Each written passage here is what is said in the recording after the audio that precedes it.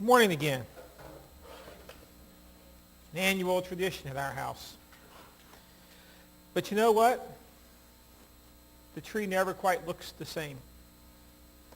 I mean, every year we put it in the same place. I mean, there's really only one place in the living room it'll fit.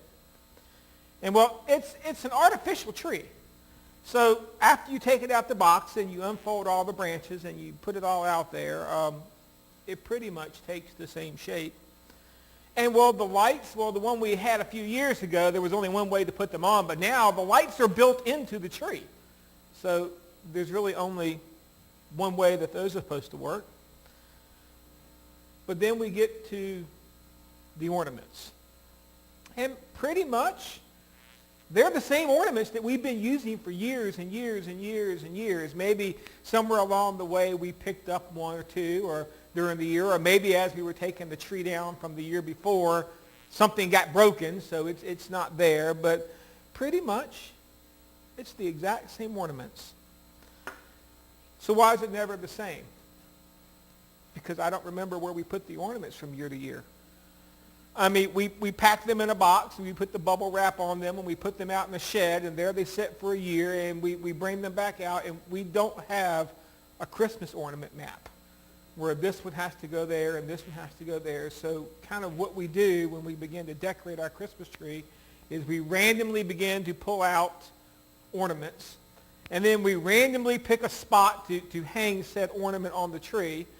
And then after we've got everything on the tree that we want to have on the tree, we kind of step back and we look at the tree and we decide, well, we got too many in this spot and not enough in this spot, and this has got a bare spot. And then we move the ornaments around, and then we all stand back and we look at the tree and we're like,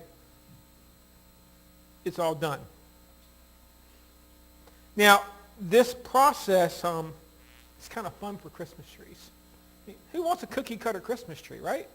Hopefully we don't have anybody in our congregation that you have your tree and you put a plastic bag over it and you move it downstairs, and the next year you just bring it back up and you pull the plastic and it's all done. Ta-da. Oh, we got somebody waving at me.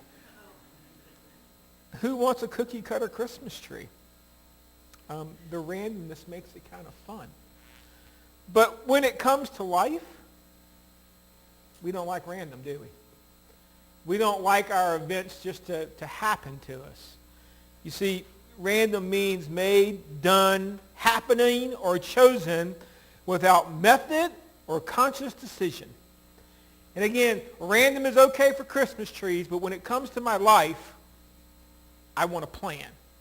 I want B to follow A and C to follow B, and then the little numbers to go right after, and I want everything nice and neat and organized, because humans, we have an insatiable desire to find meaning and purpose in everything in our life. We long to have some kind of comprehensive explanation of history and experience. It ensures that there's purpose to everything in life. And it ensures that we think this story that we're living, that we call our life, it's going somewhere. That's what I want. Then we get around and we try to explain this, and we use these phrases. And tell me if you've ever preached this sermon at one of your kids or somebody else, or something happens in their life, and so this is what the things that we like to say. Everything happens for a reason, right? Everything happens for a reason. Have you ever said that to somebody? This is one of those things that every time we get a tragedy in our life, well, it's got to have a purpose, right? I don't believe in coincidences. Yeah, I've used that statement before. I put it out there. How about this one? I heard on this one a whole bunch in my 20s, okay? You just haven't met the right person yet. Like, there's somebody out there that God baked and said, yeah, this is the one for Barry, and it's all set aside, and it's gift wrapped and earmarked, and you just haven't met the right person yet. I guess it just wasn't meant to be. You know, when we have things that happen in our life and the consequences we have to deal with, somebody always comes on and says, you know what, just move on. It just wasn't meant to be. Just get over it. And you know, as Christians, we like to connect the dots, although we have another term. We call it a God thing. And when I say it's a God thing, here's what we do. When tragedy strikes, what's the question we always want to ask? Why? I mean, why do some people have to struggle with cancer? Why do little kids have to deal with issues? Why, oh, why did this have to happen? Why did we have coronavirus? Why do we want explanations for everything that's happening in our life. We want suffering to connect to something purposeful, don't we? I mean, we want these things that I'm dealing with to actually have something to do with something. We just don't want things out there. We naturally assume that there has to be a purpose. And we bake all of this in, and we put this all around God, and when we begin to really look at things and we put God in the middle of it, we begin to find out that the world isn't as random as we might think. It isn't. There really is a story, and it's a big story. It's a story that started all the way back at the beginning of time, has come all the way here. It's a big story. There really is a story. In life, it's connected. My life is connected to your life, and your life is connected to other people's life, and there is a connection in all of these events that happen. There is no such thing necessarily as random events. You see, you have to remember, it's a God thing. And God has a take. You see, God not only drops us in to remind us. Why do random events seem to happen? Because sometimes we need a reminder of who's in control. Honestly, how many people have felt in control during 2020? If you raise your hand, please come see me. Everything has been out of control. And sometimes God just needs to remind us, I'm in control. Sometimes he has to throw these things that we call random events into our path to reorient us. We've gone off the wrong direction. We've gotten off of our purpose pattern. We're doing the wrong thing, maybe for all the right reasons, but it's not working. And so God said, fine. It's like a glorified speed bump in the middle of the parking lot. It's going to change your direction. Sometimes God has to put these events in because those random events are actually the ligaments and the tissue and the muscle that connects one event to the other, those big events in our life. I remember when we were struggling with things when Caleb was young and we were dealing with his illness, we asked ourselves, God, what were you doing with our lives at that point? And it's kind of funny. We didn't figure it out until after the fact what God was doing. All of those things that were random events in our life, they had purpose and meaning for what God was planning for our life. And sometimes these events that God throws into our life, we're supposed to use them kind of like looking at the stars to get our bearings, to figure out where we are so that we can figure out where I go next.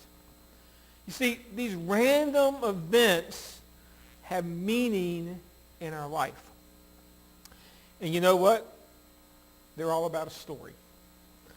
Luke chapter 1, verses 1 through 4. Many have undertaken to draw up an account of the things that have been fulfilled among us, just as they were handed down to us by those who from the first eyewitnesses and servants of the word.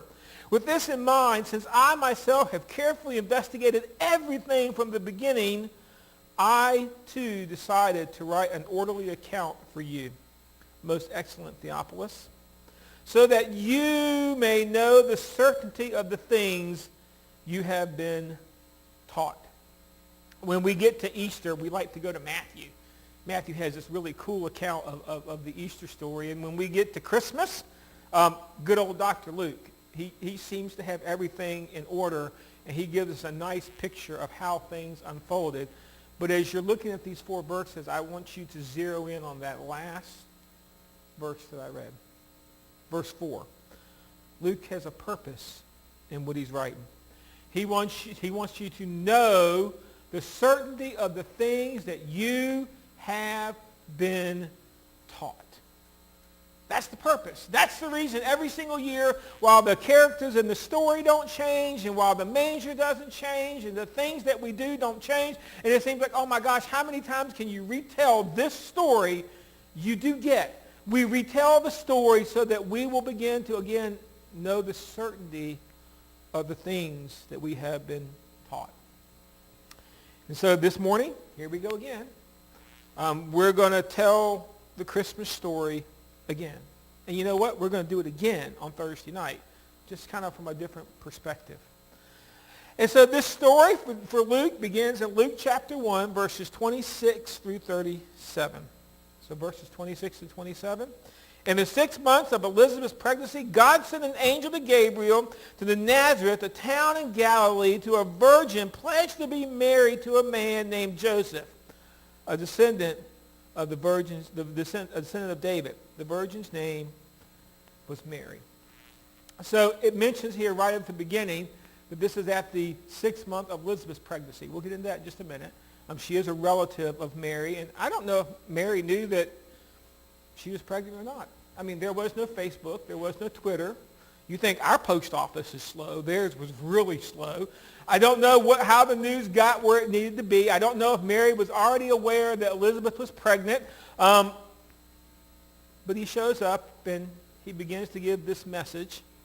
There was quite a buzz about the angel appearing to Elizabeth, but now here he is with Mary. But I'm sure as that was the introduction, Mary looked at the angel and said, what's that got to do with me? I mean, I've got other things in my random life that I'm planning for. Haven't you heard? I'm getting married. I mean, I've got that to worry about. This is an event that has been on my calendar since, you know what, I was a child. After all, this was an arranged marriage. And you know what? This marriage is important to me because this is my security. Of course, the word around was just, it was another marriage. Think about it. There was nothing special about Mary and Joseph's marriage. It was just another arranged marriage. These things happened all the time. They were always getting married. It was just part of life. It was just another random event. And you know, we make a big deal about Mary and Joseph, but while those names mean something to us today, they may as well have been John and Jane all the way back then. And we make a big deal about the fact that they were related to David. Keep in mind that people probably thought, related to David, who cares? That kingdom has been dormant for hundreds and hundreds of years. Heir to a throne? Come on, folks. He's a carpenter. She's a nobody. They would probably live the rest of their days in Galilee, not far from where they grew up. In other words, they were just another couple of nameless, faceless, random people to walk the planet. That is until God decides to take their random story and he begins to weave it into his master plan. Continuing with our story. The angel went to her and said, "Greetings, you who are highly favored. The Lord is with you." Mary was greatly troubled at his words and wondered what kind of greeting this might be. But the angel said to her, "Do not be afraid, Mary. You have found favor with God. You will conceive and give birth to a son, and you are to call his name Jesus." Like the introduction there? Favored with God. That's how he addressed her. What kind of greeting is that? I mean, keep in mind, she is literally here in virgin territory. Nobody had talked to an angel in years, except for maybe the guy that they're calling crazy who can't talk anymore. She didn't know, was the angel here to deliver a good message? Or maybe he was there to tell her it was a bad message. You see, life wasn't a series of random events. Mary, God's getting ready to do something. I've come here today to tell you, you found favor with God. You're to the front of the line. Congratulations, Mary. You have been chosen to be pregnant out of wedlock. Here's how the story continues. You will conceive and give birth to a son. You are to call his name Jesus. He will be great and will be called the Son of the Most High. The Lord God will give him his throne of his father David, and he will reign over the house of Jacob forever. His kingdom will never end. Now, how's this for a curveball? She's thinking white dresses and weddings, and now she's got to start thinking about cribs and nurseries. Man, that's got to be quite an event that she's thinking about. I mean, and by the way, this isn't going to just be any baby. the one that you're about to get, he's the Son of God, Mary. I'm going to give you that. How's that for a nice random curve to your Christmas? He's the King of the universe. Mary, he's the one that created everything in the past, and he's the one that's going to restore everything in the future. And you would think Mary would be like, cool, favored with God. Oh, no. Like so often happens when God reveals his purpose and it upsets my plan and his random events seem to don't coincide with what I thought I was going to be doing. Well, I have a problem. Listen to Mary's response. How will this be, Mary asked the angel, since I am a virgin? The angel answered, the Holy Spirit will come on you, and the power of the Most High will overshadow you. So the Holy One will be born, will be called the Son of God. Again, he brings up the point. Even Elizabeth, your relative, is going to have a child in her old age. And she who is said to be unable to conceive in her 6th month, for no word from God will ever fail. Now, how's this for a weird conversation? The angel shows up and tells Mary she's going to have a baby, and this teenage girl decides to give God a sex ed lesson. God, I know where babies come from. And just so you know, I'm a good girl, and I haven't. Okay? So you've come to the wrong address. Obviously, you got your mark wrong because you took a left when you should have taken a right because you're in the wrong place because this can't be happening. Now, the thing is that the angel had to give Mary a little bit of a lesson. Now, a lesson that maybe we need to learn. You see, Mary, you're just looking at a series of random events. One thing that happens after another, that happens after another, that happens after another, and you can't see the connection. But Mary, I want you to understand something. I made a woman that was barren and old conceive. And if I can do that, then you know what? Your problems are not any bigger. I can do this for you also. You see, Mary had to get into the mode that I am part of God's plan. These random events that I want to think about going through and this thing that I have my life all planned out, sometimes God throws those events into our life, again, to remind, to reorient, to connect some dots, and also to give us some bearings of where we're supposed to go. Because here's the reality. It's not random. The events that happened of the first Christmas, they just were not random. It's like God showed up in history and said, don't you understand? This is all about my master plan.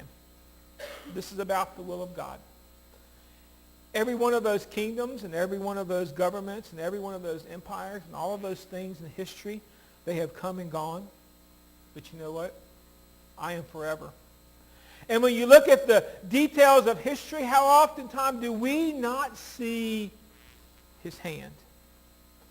But understand, life is not a series of random Christmas ornaments that God just unpacked out of the box and just put here and there wherever he wanted and looked back and said, good enough. God is a God of order. God is a God that makes things happen because he has a plan, a purpose, and his will. Now, the angel goes away, and Mary doesn't hear from the angel again. And things go back to being random for her. Only they got worse. I mean, favored of God? Think about what this young lady was put through. Next thing you know, she's riding pregnant on a donkey from Nazareth to Bethlehem. Okay, now, so that you can put that in perspective, that's about 80 miles, okay? 9 months pregnant on the back of a donkey. Now, I've never personally been pregnant, but I know lots of people have, and I don't know anybody that's 9 months pregnant that would sign up for a donkey ride for 80 miles. And we're not talking about paved roads here. We're talking about dirt paths and over and under, and sleeping outside in the outside. Maybe they took a tent. I don't know what they did, but she's 9 months pregnant. You think if this was favored by God, he could have come up with a better plan than that. I mean, who does a census this time of year when I'm 9 months pregnant? How random is that just because some king decided he wanted to tax us, I have to set my life aside and do things different. As she's taking this trip, everybody's staring at her. She's showing she's 9 months pregnant. And do you really think she can go and tell them the story? I mean, if somebody's walking down the road with them and they see that she's 9 months pregnant and they notice that she's not wearing the wedding ring and they begin to make their judgment, you think she really wants to stop and say, don't worry about it. This came from an angel. Okay? Don't worry about it. The baby and me, I didn't. God gave it to me. Okay? You really think she wants to go with that? That's probably not a good plan. So she just has to get on this donkey and ride, and as people pass by and they murmur and they stare at her, she just has to keep moving. She just has to keep going. And then she arrives at Bethlehem, and you would have think God could have rolled out the red carpet, right? God could have had it all set up. Oh, no. Miss Favor of God gets there, and the journey had taken so long, and there were no rooms. And so she and Joseph had to go stay in a stable, a space that was set aside for animals, donkeys and cows and sheep. And there she is in the middle of it. You think she felt very favored by God at that point? Come on, God, you could have at least arranged a bed, maybe a nurse, somebody to help. We often miss the fact, you know who probably delivered the baby? Joseph. The rough hands of a carpenter were the first hands to touch this newborn babe. How random is that? Come on, God. You're supposed to be putting the pieces together so that I understand them. No. He's putting the pieces together so that the world would be able to see he is totally in control. You see, the events didn't end. There they were, and they had the baby, and they were ready to go, and all of a sudden they get the random news that Herod wants to kill their child. So you know what that means, right? Back on the donkey, now with 2-year-old in your possession on the donkey with you, heading off to Egypt, which is another 200 miles from where you are. Anybody signing up for a 200-mile ride donkey trip with a 2-year-old? Yeah, I don't see anybody willing to say, yeah, that's me. I don't think so. Then Mary gets the worst news imaginable. Here she is in Egypt, and the telegram shows up, and Herod decided to kill all the babies that were 2 years old and younger. He went into such a ferocious rage and such random acts of violence. He decided to kill all the Jewish babies, males 2 years and under. Gone. And here's Mary in Egypt. And you know it's got to be going through her mind, right? It's my fault. God, you called me favored of God. Where's the favor? I'm responsible for all of these children's deaths. I'm responsible for all of these random acts of violence that are just awful for my people.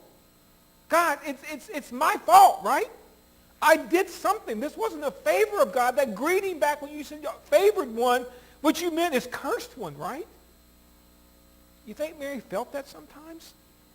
We see several times in Scripture where it kept saying that Mary pondered it all in her heart. She just kept thinking about it and thinking about it. All of these random events. And it ends, right? Oh, no. No. Then one day, 30 years into the future, Miss Favored of God would have to listen as her God-given son is nailed to a cross. He would be beaten within an inch of his life. He would be hung there in disgrace. Another senseless, random act of the Roman government, right? I mean, Jesus was a nobody. a would-be teacher from a long-forgotten society. From everyone's perspective, this was just another random execution. They happened all the time. I mean, there was a special way they did this, and it was just something that kept happening and happening and happening. And from Mary's perspective, who cares? It's just one more broken heart of a Galilean woman. I mean, she'll get over it. She has other kids. It's not like he's the only one. See, we saw that they see this as a random event in that moment. But fast forward about 2,000 years. Were any of those events random? No. They were giant pieces in a puzzle that God had been assembling for thousands and thousands of years to give us the Messiah, Jesus, the ultimate Christmas gift. Mary's pain, our gain. Mary's endurance of random events ultimately led to the fact that we have the ability to have an open relationship with God. Life just isn't that random, is it? God's got a purpose and a plan for every single piece that he puts into our life. We've been talking all year long about living faith, and here's my last shout out for living faith in 2020. We keep trying to say living faith. We're trying to have faith that moves God. We're trying to have a faith that gets God's attention on my life. We're trying to have a faith that has God to do something mighty in my life. That's not living faith. If you take nothing else out of 2020, if you forget every single sermon that we preach, don't forget this statement. Living faith is faith that moves us to trust in God when he doesn't seem to be moving. Living faith is the faith that allows me to trust in God's plan even when I can't see where the plan is going. Living faith is that when it looks like God is left, I still trust that he's there. This is the point of how we live our faith. And this is the point of why he had to put these messages together and these events together. That while Mary looked at them, they seemed so random and so senseless. God, what do you mean this is your plan? I could come up with 100 different ways that this would work better than what you did. But God said, this is my plan, my will. See, living faith is to respond to the seemingly random events of life as if they are part of the perfect plan of God. Can I explain why we've had a worldwide pandemic this year? Absolutely not. But I know who can. God, who sees the bigger picture. Can I explain why we had to shut our church down for a few months at the beginning and we couldn't come to the building and we had all these rules and stipulations? Nope. If you're waiting for an explanation from me, you're in the wrong department. They didn't brief me at all on what the reason was. God didn't say, yeah, this is the plan. But here's what I do know. God had a purpose for it. How do I know? Because it happened. Can I explain to you why we have so much social unrest in our world? Can I explain to you why we're dealing with all the issues? No, I can't. But here's what I can tell you. God did not abandon the wheel. He's still in control. Paul puts it this way in Ephesians chapter 1, verse 11. In him we were chosen, having been predestined according to the plan of him who works out everything in conformity with the purpose of his will. A lot of times we like to quote Romans 8:28, that all things work out for our good, and we kind of forget the second part. I love this verse even more. You know what? Sometimes my good is because it's God's will. Sometimes I just kind of have to roll with what God deals me and understand that he's got a picture that's bigger than me. Our friend Mary put it a little less theological. I am the Lord's servant. May it be to me as you have said. I don't understand why you've picked me, God. Lord, I have a life planned. I've got a wedding to do. Everybody's expecting. Do you know, to be pregnant, how much I'm going to have to take out my wedding dress? Do you know how much those things cost? She could have went to all the reasons this would not work. You know what my parents are going to think? Who's going to explain this to Joseph? What do I know about raising a kid? I'm not even married yet. I could have given all of these reasons, but I love what she said when she was finished with this lesson. What did she say? Sure. Whatever you say, God, we'll do that. Even if it upsets your life? Yeah. Even if the plans that you may have to go by the wayside? Yeah. Even if it's going to cause you heart? Yeah. Lord, I'm going to do it your way. Just because I don't understand it, it's okay. I know it's what you want for my life. See, it's not random. What we've been taking part in is a divine story. What if Mary had said no? If Mary had looked at that angel and looked at Gabriel and said, I don't think so. No way. I'm not going to endure this. Do you think God would have moved to someone else or forced it? I don't know. But of course, God went to her not because she was this wonderful person, but because he knew that she was willing to do it his way. And that's the lesson that we need to take out of Christmas. We could take any one of the characters from Christmas and make the same story work, whether it be Joseph or the shepherds or the wise men. They all had to deal with the randomness of life, and they still had to end up doing it God's way. That's the story of Christmas. Can I promise 2021 is going to be any better than 2020? Nope. I can't. I have no idea what the future holds. I have no idea what kind of curves we're going to have swung at us next year. But here's what I do know. It's all part of God's divine story. And at the end of the story, spoiler alert, God wins. Okay? The question is do you want to be a part of the story? In a few minutes, I'm going to ask the worship team to come up, and we're going to do our closing song. If you're here today and you've never unwrapped this present of Jesus, catch me before you leave. We'll sit down and talk about what it means to be a Christian.